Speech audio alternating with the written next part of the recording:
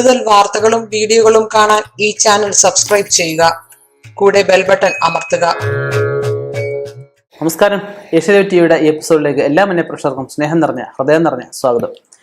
ഇന്നത്തെ നമ്മുടെ വിഷയം, ഈ സമയത്ത് കടം കൊടുക്കുന്നതും കടം വാങ്ങുന്നതും നടത്തിയാൽ ചില സമയങ്ങളുണ്ടല്ലേ, സമയദോഷ സമയത്ത് നമ്മൾ കടം വാങ്ങിച്ചാലും കടം കൊടുത്താലും അവസാനം വലിയ കേസ് വഴക്കുകളിലും വലിയ പരാജയങ്ങളിലും വലിയ കുഴപ്പങ്ങളുടെ ഇതിന് അവസാനിക്കത്തുള്ളൂ.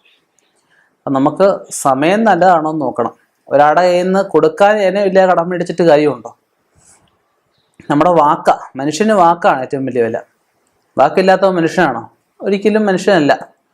അപ്പം നമ്മളൊരാൾക്കൊരു 10 രൂപ ഇന്ന സമയത്ത് കൊടുക്കാമെന്ന് പറഞ്ഞ് ആ സമയത്ത് കൊടുത്തില്ലെങ്കിലും അന്നേരം പറ്റിയില്ലെങ്കിലും 2 ദിവസം കഴിഞ്ഞാലും കൊടുക്കാൻ പറ്റണം, അല്ലെ എന്നെങ്കിലും കൊടുക്കാൻ പറ്റണം. ഒരിക്കലും ഒരാൾക്ക് പൈസ വാങ്ങിച്ചാൽ കൊടുക്കാൻ പറ്റത്തില്ല എന്നുണ്ടെങ്കിൽ ഒരിക്കലും വാങ്ങിക്കാതിരിക്കുക. ചിലരുണ്ട് സാമ്പത്തികം വാങ്ങിച്ചാൽ ആർഭാടം കാണിക്കും. ഇല്ലാത്തവൻ്റെ കൂട്ട് കഴിയണം, ഉള്ളവൻ്റെ കൂട്ട് കഴിയണം. അപ്പം നമുക്ക് സാമ്പത്തികം പലരും കൊടുക്കാൻ തന്നെ ഉള്ളവർ, അല്ലെ കൊടുക്കാൻ ഇന്നിടന്നിട്ട് ഇത്ര കിട്ടാനുണ്ട് അങ്ങനെയുള്ളവർ കടമൊക്കെ വാങ്ങിക്കും. കടം വാങ്ങിക്കുന്നതിനും കൊടുക്കുന്നതിനും ചില സമയങ്ങൾ ശ്രദ്ധിക്കേണ്ടതായിട്ടുണ്ട്. കർത്തവാവ് ദിവസം, രാഹുകാലം ഓരോ ദിവസത്തെയും എല്ലാവർക്കും അറിയാമെന്ന് കരുതുന്നു. ഇല്ല, കലണ്ടറിൽ നോക്കിക്കഴിഞ്ഞാൽ അറിയാൻ പറ്റും.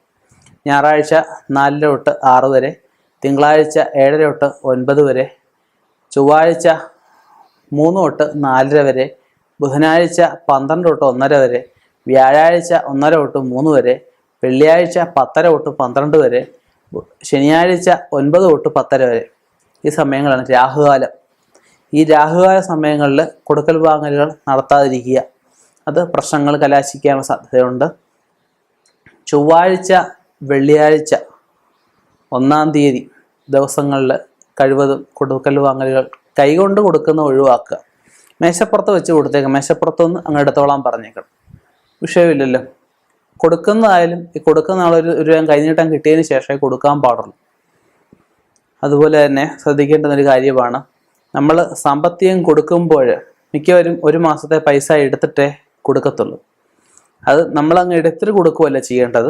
പൂർണ്ണമായിട്ടും പൈസ അയാളെ കൊടുത്തിട്ട് അയാളുടെ കയ്യിൽ നിന്ന് എണ്ണി ഇങ്ങോട്ട് പൈസ വാങ്ങിക്കണം. ഗീവ് ആൻഡ് ടേക്ക്, കൊടുത്തു വാങ്ങിച്ചു. 15 രൂപ ചോദിക്കുന്ന 15,000 രൂപയും കൊടുത്തേക്കുക. എന്നിട്ട് ആ മാസത്തെ പലിശ അതിൽ നിന്ന് അയാളെ വാങ്ങിച്ചേക്കുക. അപ്പം ഇങ്ങനെയുള്ള കാര്യങ്ങളൊന്ന് ശ്രദ്ധിക്കണം. അതുപോലെ ഗുളികകാലവും നമുക്കതിനകത്ത് നോക്കിയാൽ കാണാം. ഗുളികകാലം എമൗണ്ടകാലം ഒക്കെ ഒഴിവാക്കിയ പൈസ മേടിക്കാവും.